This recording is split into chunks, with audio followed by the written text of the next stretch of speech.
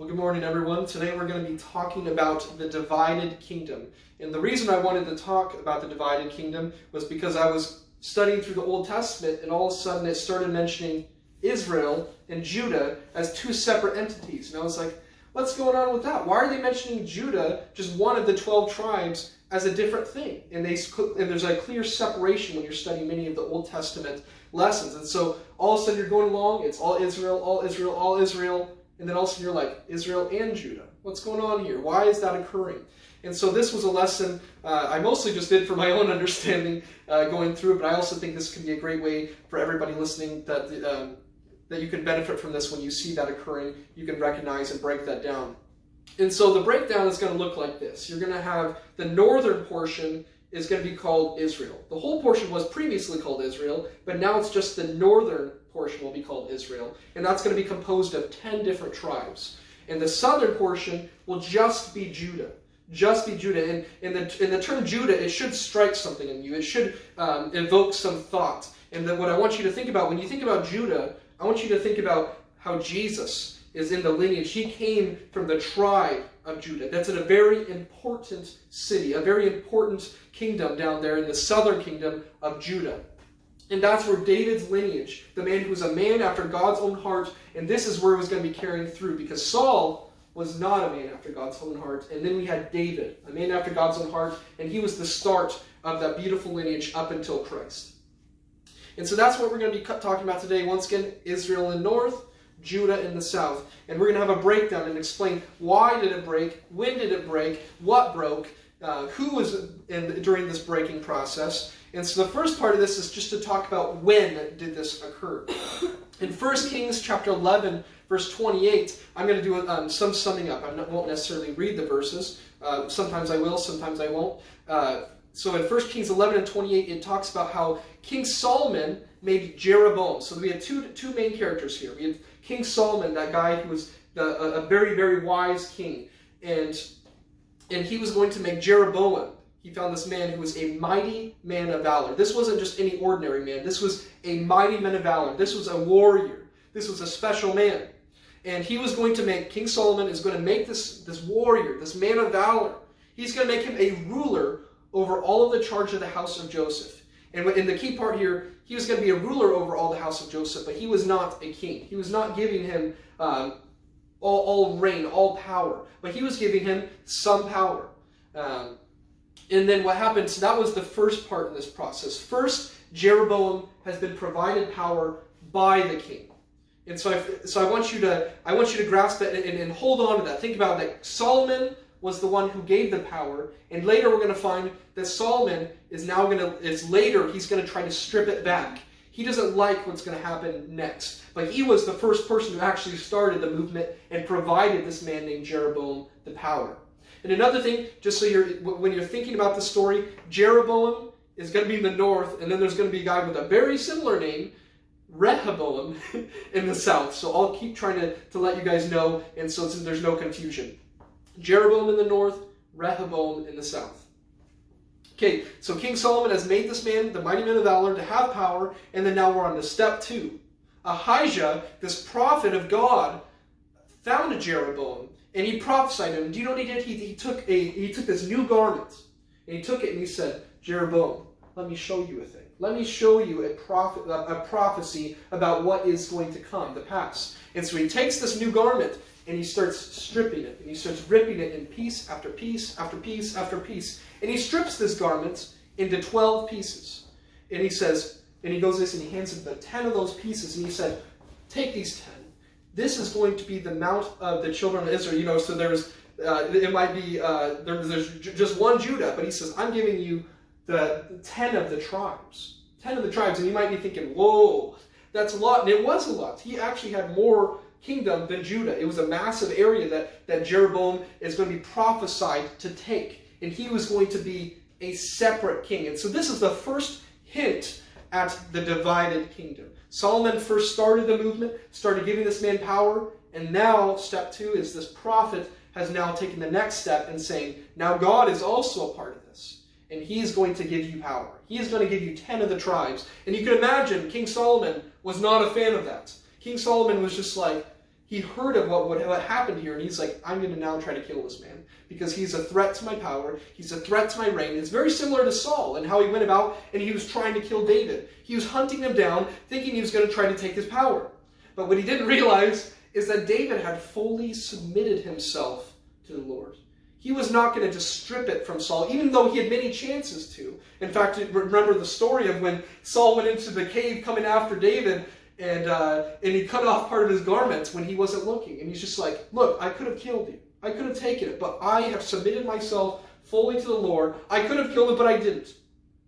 Right now, Solomon is very similar to Saul in that fact. He's chasing down this Jeroboam, and he wants to kill him. So he's actually drawn this man named Jeroboam away. And Jeroboam flees to Egypt. He's trying to get away from Solomon, who's seeking to kill him.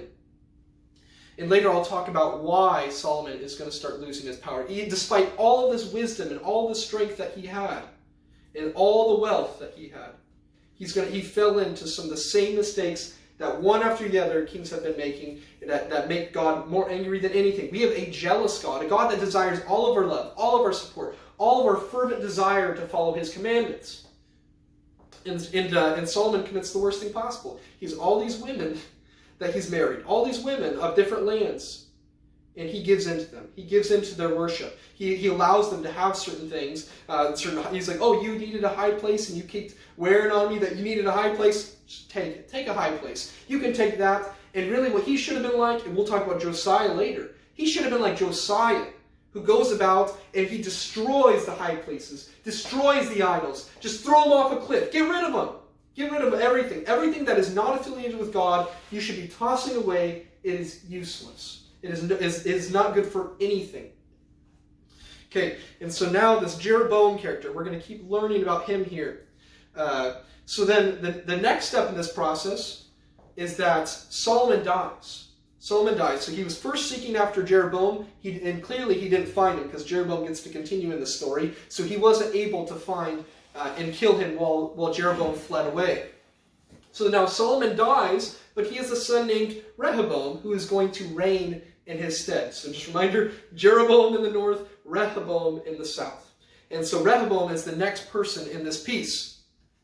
And so the next part of this process is that Jeroboam, and it says in all of Israel, and so Jeroboam and all of Israel, they came down to Rehoboam. And just a reminder, Jeroboam hasn't taken the kingdom yet. Even though he has the prophecy to take the 10, he hasn't taken it yet. It has not occurred. It has not came to pass. So he takes all these men of Israel.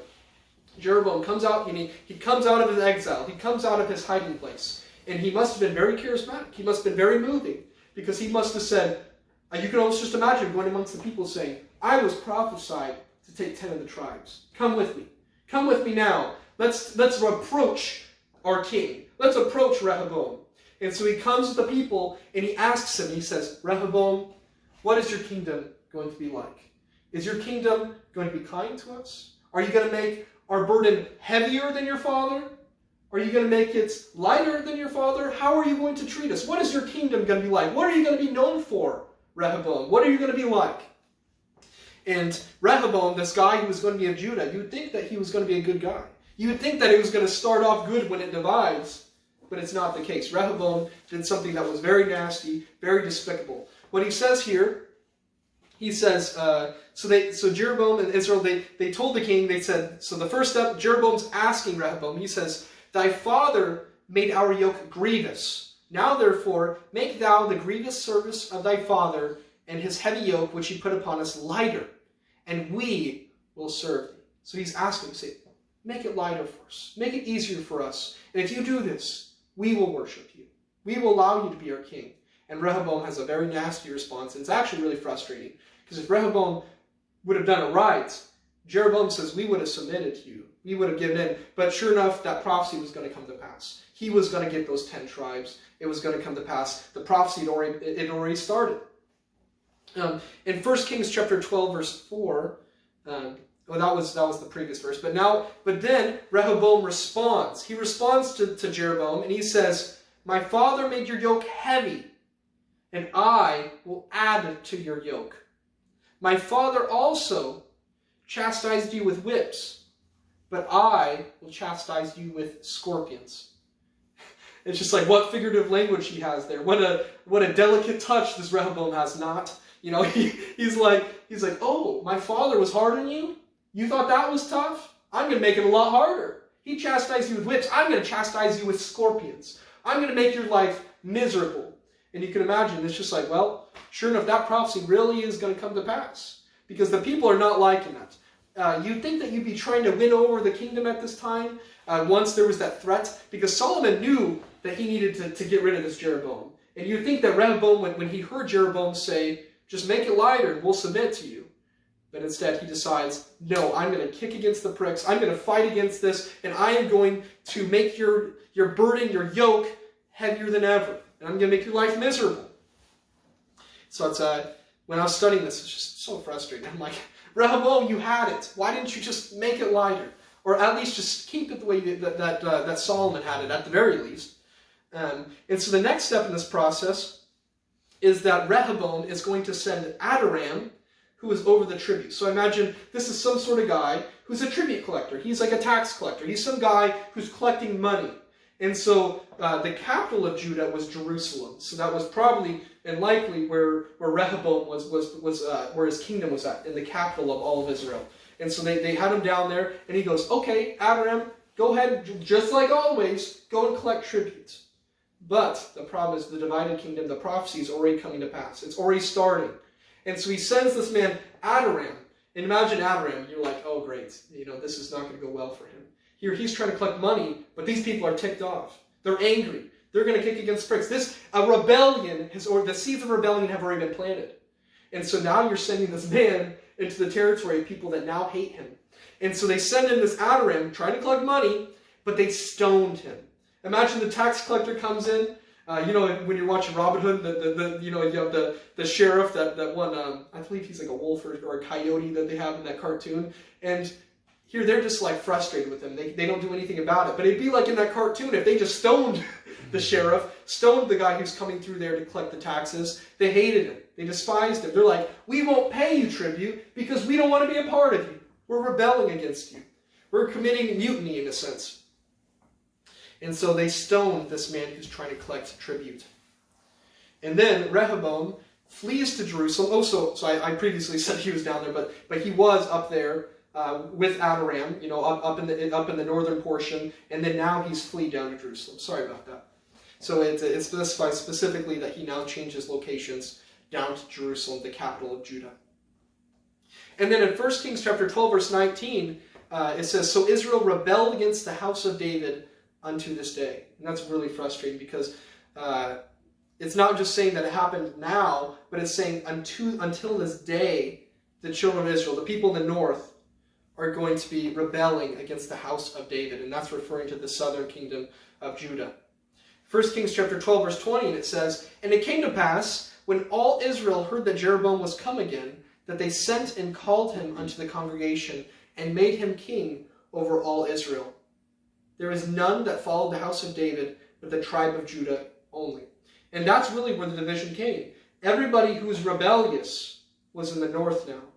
But the only tribe, I mean, of 12 tribes, there's only one. Only Judah was it. But I also want to mention something really quick. Because you might be thinking to yourself, wait a minute, so there's 10 up here and 1 down there. Where's the 12th? Where'd it go?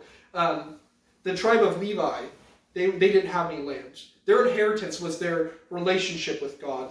They were the ones who were sacrificing, intercessing for the people.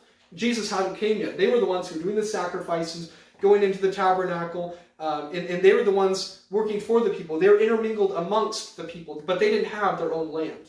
And every time I read about the Levites not getting inheritance of land, I'm like, well, that's a bummer. You probably are doing all the work, and you're doing all the most important work, but God said that, you know, the physical part is not your inheritance. The spiritual part is your inheritance. And that must have been such an honor. It must have been an absolute honor to be in the Levitical priesthood. So now, Jeroboam is now king, Rehoboam is king. And we can see specifically when that occurred. And just a recap, King Solomon gave him a little bit of power. And then this Ahijah comes through, and he says, and he prophesies that this is going to come to pass, that you're going to get 10 of the tribes, and it all comes to pass. Rehoboam has power, the people rebel against it. It's just like clockwork. Everything came to pass beautifully. Not beautiful, beautiful is probably not the right word, but it all just came together to fulfill this prophecy.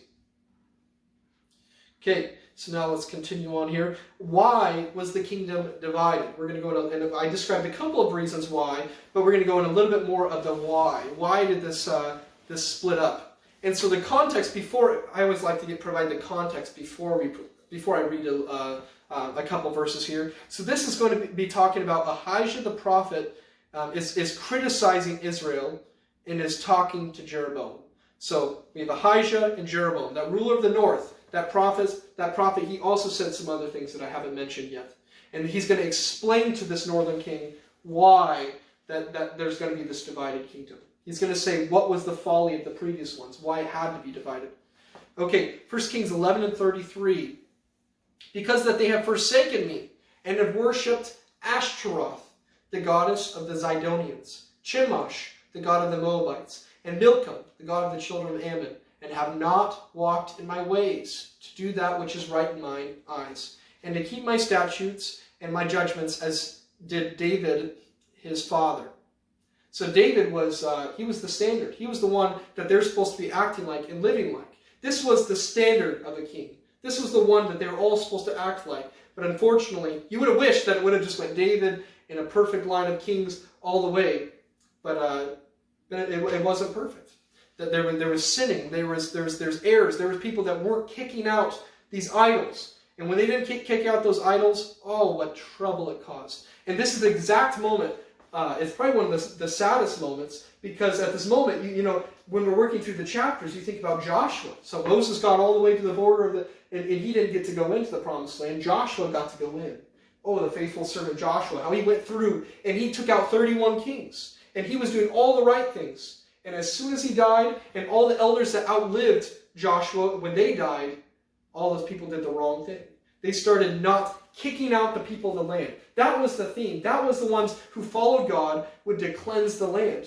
They would kill women, children, everybody. And that's not my opinion. That's the biblical account. That's what they did. They went through, and it was just an ethnic, just for the correct word, it was genocidal.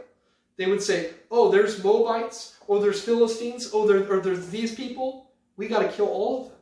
I mean, it's just brutal. It's kind of hard to stomach, but that was the exact case that the Bible provides us with here.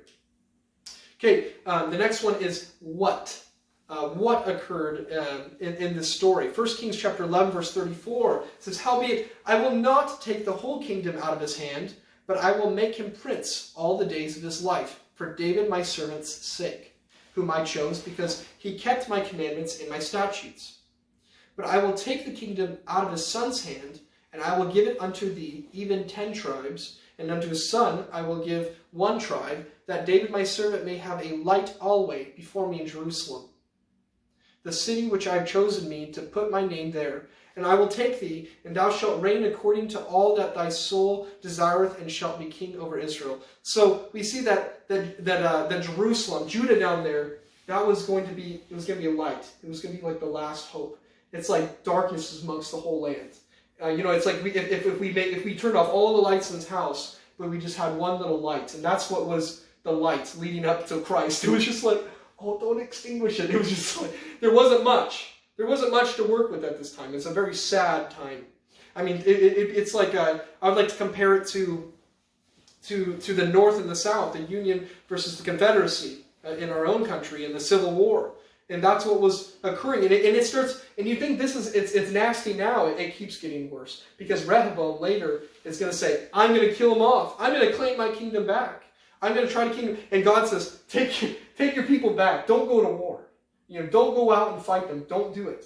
And we'll see how this continues to play out here. So then, furthermore, we're going to continue on with this story. We could end the lesson there, but I want to just continue on. I think there's some more details and learn a little bit more about this Rehoboam and Jeroboam here. So in the next part of this story, God told Shemaiah, the man of God, to tell Rehoboam, who is the king of Judah, he wants this man of God. He's going to have him go up to Rehoboam. In 1 Kings chapter 12, verse 24 says, "Thus saith the Lord, You shall not go up nor fight against your brethren, the children of Israel. Return every man to his house, for this thing is from me. They hearkened therefore to the word of the Lord, and returned to depart according to the word of the Lord. So you see here, he's saying, return every man to his house. Don't go and attack the north. Stay where you're at. Just don't do it. Don't have God didn't want that civil war to occur. And then the next part, Jeroboam, the king of Israel, once again, he made 2 golden calves to encourage Israel to come up. So get this, the guy in the north created 2 golden calves. And you're like, and anytime you hear about an idol, it's bad news. It's very, very, very bad news. And what's interesting is he actually uses a previous experience to get them on their side, to make them believe in those calves. He goes, well, what got you out of Egypt? Wasn't it your cattle? That's what got you out, right? And they've forgotten their history. And that's why it's so important for countries. We don't want to destroy our history. We need to remember exactly what occurred. We need to keep our history pure. Good and bad. We need to know about it. We don't want to destroy it, because then you can have Jeroboams who say, what got you out of Israel? They forgot about the manna. They forgot about all those things and how patient God was, because they'd forgotten their history. And we'll hear about Josiah later, that it says that nobody knew the law anymore. Nobody knew about it until this man, I'll get there in a minute, but people had forgotten the law. Nobody knew about Genesis, Exodus, Leviticus, Numbers, Deuteronomy, those first books. Nobody knew about it. It had been so tainted and so defiled. People had lost their way. And it's really frustrating to see when people have been driven so far away. They've forgotten their history. And so he creates these 2 golden calves, and he creates in Bethel. And that's actually the same place that Jacob was. That was where Jacob's ladder occurred. You know, when he was going and he slept in the place, and it said he had a pillow of stones. Not a pillow. Actually, one of the songs we sing, it says, my pillow of stone. It's actually my pillow of stones. There's actually plural. And so when he was sleeping there, he had a dream. And he saw in this dream, he said, I saw angels ascending upon a ladder, ascending and descending upon this place. And so he assumed that place, what was originally called Luz, he renamed Bethel. And he said, this is now, he thought that was like the gateway to heaven. He's like, yeah, you got to go here to get to heaven, right? And so Jacob had a premature understanding of how to get to heaven. And later, Jesus, he clarifies it, and he tells them, he told Nathan, he said, not me, Nathan, but the Nathan in the Bible, he told me, he said, angels will be ascending and descending upon the Son of Man. Jesus is the gateway to heaven. And it's beautiful. Nobody comes to the Father but through Jesus. He is the gateway. If you want to find that ladder, you need to start with Jesus before you make your climb. He is the way you start. And in a sense, I would say, not only is he the start, I would say he's the whole ladder and he's everything. Okay. So he's created these 2 golden calves. He's trying to get his people, not only is he trying to get people to, he wants them to stay. Because he knows that they're going to go clear down to Jerusalem, the holy city of Jerusalem, and they're going to go down there to worship. They're going to go down there. And he's just like, wait a minute, this is problematic. We don't have Jerusalem anymore. That's not my jurisdiction. And I don't want the people to leave, so I don't really have a holy city, so I'm going to make up a holy city. Not only that, he does things that are super despicable in the sense that he makes himself a priest. He makes people that are low, like people that were not Levites, anybody he wanted. He's just like, you know, you're tall, you're good looking. Oh, you have money. Whatever. We just need one extra person. You're the next person in line. We'll just make you priest. It doesn't matter because it's not of God. We can do whatever we want. We can make up our own rules. We can do whatever we like. And so get this. He starts making anybody he likes priests, even the people that are low. And the Levitical priesthood was the only people who were supposed to be priests. That was their role. Nobody else was supposed to take part in that process. And if we look at Saul, when he starts to try to pretend to be a priest, and remember when those 30,000 chariots and 6,000 horsemen, and people like the sea in number were coming towards Saul, and Saul was afraid. And he said, and Samuel had told him, I want you to wait 7 days, and I will be there, and then I will make intercession for you. I'll sacrifice for the Lord for us, and I will pray for us. And when you go into battle, you'll be successful. And previously, it had worked beautifully. When you put Samuel, who is the high priest, when you give him all the power, all the authority for that case, for the people, He was the sanctioned person. He was the right person for the job. Saul was not. Saul was a king, and not only was he just any ordinary king, he was a sinner. He was somebody who had fallen into his pride, fallen into his fear, and he decides he's not going to wait. He goes, 7 days has occurred, 7 days to the T, and I don't see him coming, so I'm going to sacrifice. And we could see what happened when Saul sacrificed without Samuel, when he didn't wait for him, when he just sacrificed and did it his own way. That was the moment that Samuel told him, your kingdom is going to be rent out of your hands. Your seed will no longer continue. And Samuel was right. That was the end. And so when you see somebody falling into this, when you see somebody using the wrong people as the priests, this should be terrifying you. You should know that this is not going to end well for them, and that their land, surely they're not going to get to keep it. They're not going to get to keep that land. When you don't do what God wants, there's no inheritance for you. And that includes for us. Our inheritance isn't necessarily a physical inheritance like what you would think. Our inheritance is heaven. We're trying to put our treasures up in heaven. We don't necessarily, when you're getting blessings, a lot of people, they assume it's all physical blessings. I guess it could. You could be blessed physically, but I think a lot of our blessings are spiritual blessings. Okay, let's continue on here. So Jeroboam has now made these 2 golden calves and made whoever he feels like. And so the next part in this story, so while Jeroboam goes to his own fake altar in Bethel, and so we're just going to pretend this TV here is the altar, because it was silly as then, we're going to use some silliness here. So imagine that Jeroboam has his hands on his altar. He's worshiping his own fake altar that he created, and he knows is fake. And so he goes up, he created it, but he's still going to worship it. How silly is that? And but people bought into it. People were falling into it, of his own people. So he puts his hands, and he's worshiping this altar, and God sends a man of God to go and approach him, to talk to him. And this man of God comes up to him, and he's going to start telling him the error of his ways. And while he's telling him the error of his ways, Jeroboam takes a hand off, and he tells his people, you can almost imagine him pointing at him and saying, sick him, go get him, go kill him. Nobody can speak against the king. So he puts his hand off, is pointing at him, saying, people that are all, the other people that are in here in Bethel, he goes, go attack him, go seize him. And when he puts out his hands, get what happens? His hand withers.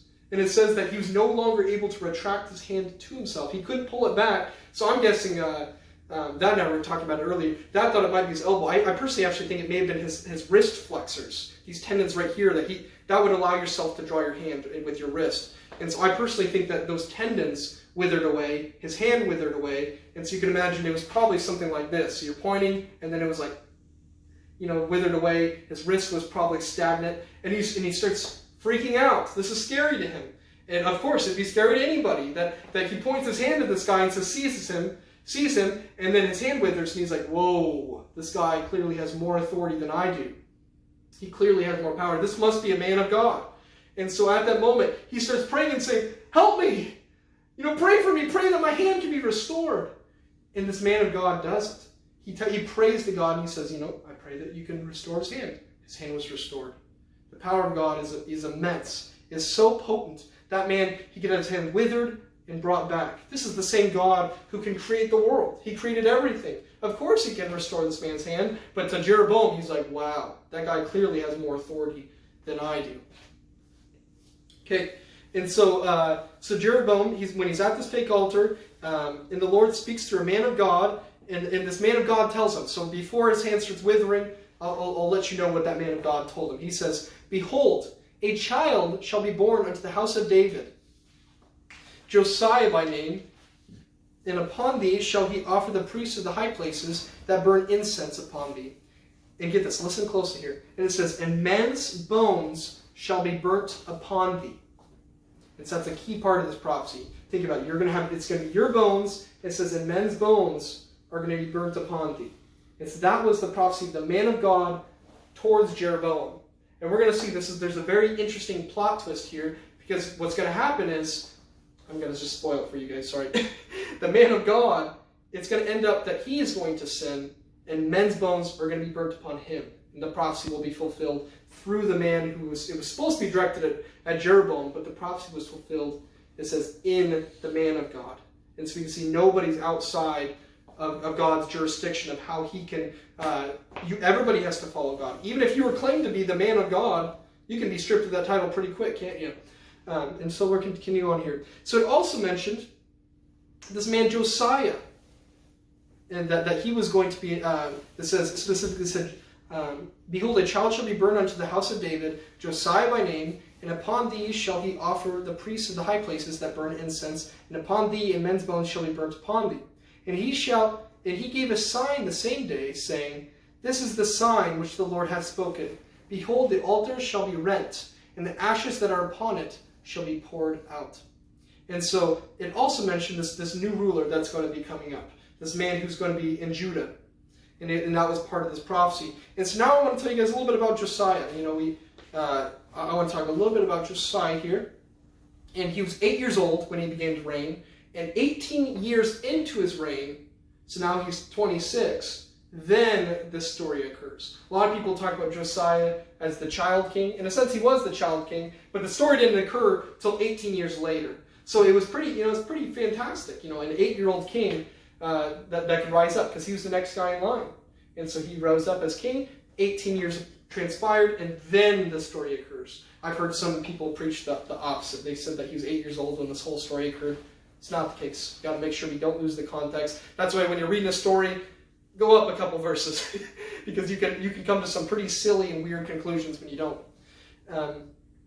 So we talked about with Josiah, what happened here is Hilkiah the high priest, he was in the temple, right? And he's in the tabernacle, and he's looking around, and somehow, I don't know how this, I don't know, they don't give a lot of details of how this transpired, but sure enough, he's walking along, and he goes, and he picks up some old book or some scrolls, more likely scrolls, and dusts it off, and he's just like, what is this? What is this thing? And he opens it up, and he's just like, it's the law. The law has been, the thing. You'd think that'd be the main thing that the high priest would be talking about, and the priest that would be spreading to the people. But sure enough, he finds the law. I imagine that is probably the first books of the Bible, and so he opens it up, and this would include the Ten Commandments and all those different stories of where they failed and they faltered, and how God had interacted with them. So not only do you have the law, I imagine you probably also had a lot of the stories of where they faltered.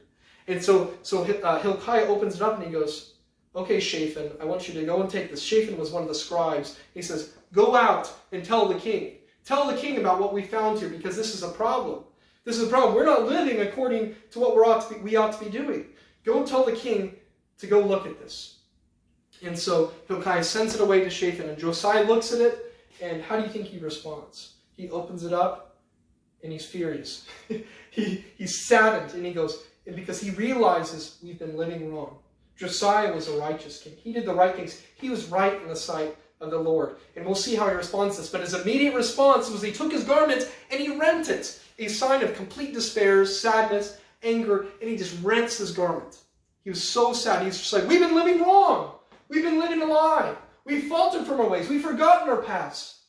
Like I said again, do not destroy history. We need to learn from our mistakes. And the Bible's told us, don't destroy your history. We need to know our history.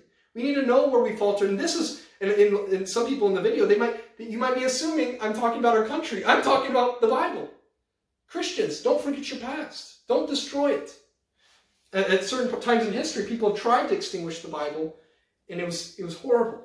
You can't extinguish it, because there's horrible consequences to trying to rid ourselves of our spiritual past. Yes, some people can try to they might make applications to a real life, say with people today destroying statues. I'm talking about the spiritual destruction and the historical destruction. That's what I want to talk about today. Don't lose our past. And it kind of goes along with the theme of who is Jesus to you. Some people say, oh, Jesus is this. Some people say Jesus is that. You don't get to determine who Jesus is. That's why we got to go back to our history book. We got to go back to the Bible. We got to go back to our past so we don't forget who we were, who our Jesus is.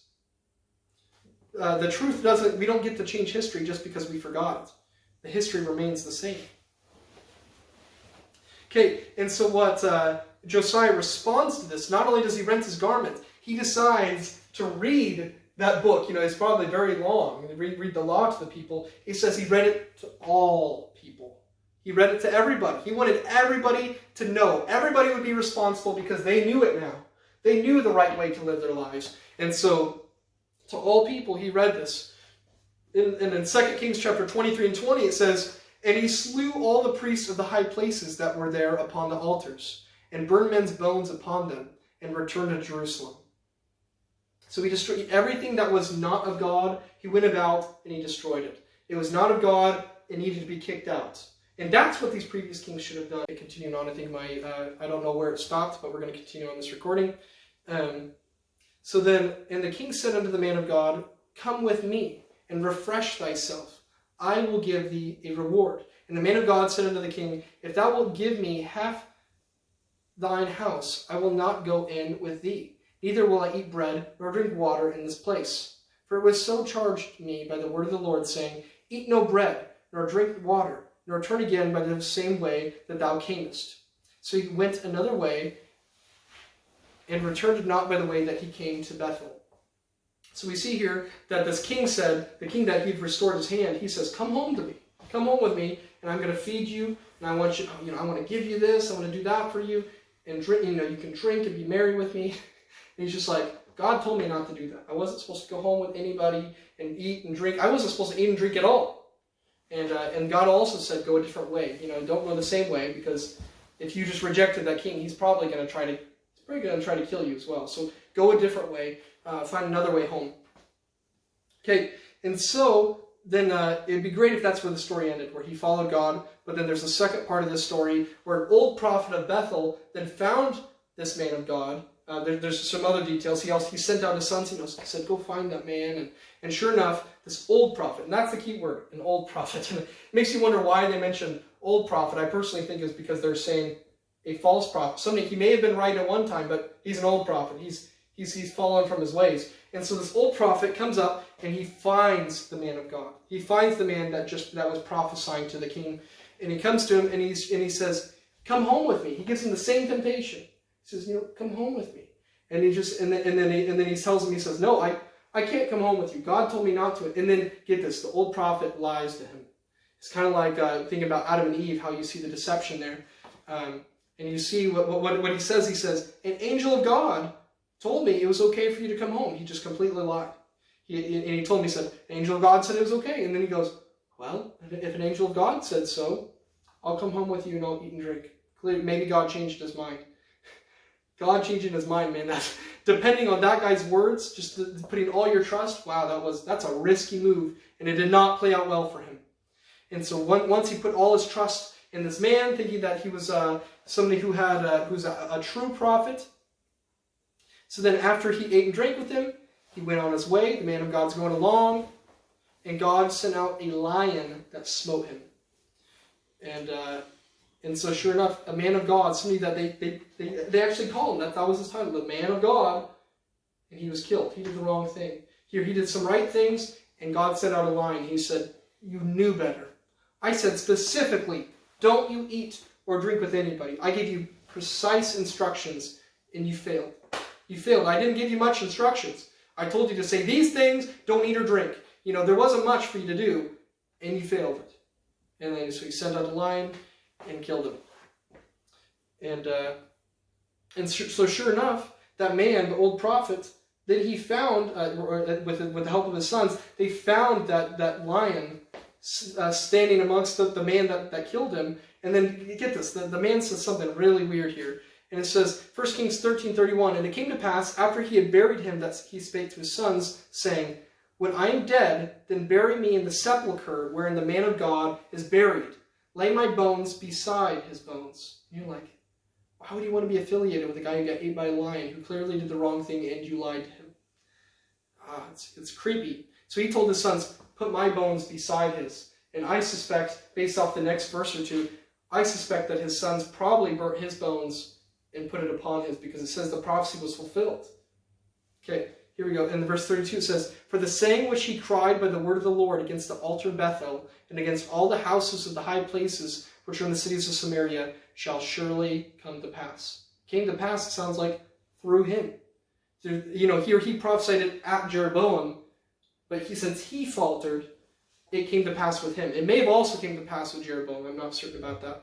But it says that it came to pass with him. It said it will surely come to pass. Okay. Then 1 Kings chapter 13, verse 2 says, and he cried against the altar in the word of the Lord, and he said, O altar, thus saith the Lord. Oh, so this is when the man of God was saying, that was the prophecy to the king. He said, behold, a child shall be born. So he talked about Josiah, and we go down, and it said, and men's bones shall be burnt upon thee, right at the end. So it's really creepy. And I think that's probably a good place to stop. There's several more details about Jeroboam and Rehoboam, but I think that's plenty for you guys to digest today. That's a lot of content, a lot to break down. But I just want you to remember, Jeroboam in the north, Rehoboam in the south. The northern kingdom had 10 tribes, 1 tribe for the southern kingdom. And if somebody asks you, where's the 12th tribe? Where's the 12th piece? I personally believe it was the Levitical priesthood, and I think there's evidence for that in the sense that they didn't have any earthly inheritance in that sense. And so that's all I had in the lesson. I hope that it was helpful for you. I hope that you can be like Josiah. When you have your sins, rent your garment in a figurative sense, turn from your ways, feel like that's horrible, and that's how we ought to be with sin. Turn ourselves completely away from it, run away from it, and move towards God. And what if you had a title like him? Had they said, nobody else lived like you. Nobody else was able to turn away from your sins. I mean, imagine if that was the kind of honor that you had. Was for them to know that, for God to know that you turned from your ways completely. And what's beautiful is, it sounds like they gave him such an honor to Josiah.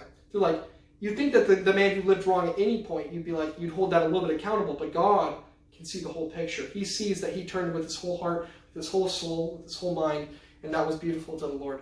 So we'll end that lesson whenever we go over the plan of salvation, which is to hear, believe, repent of our sins, confess that Jesus Christ is the only God, and then be baptized. And if anybody would like the prayers of the church, they can also come forward as we sing the song of invitation.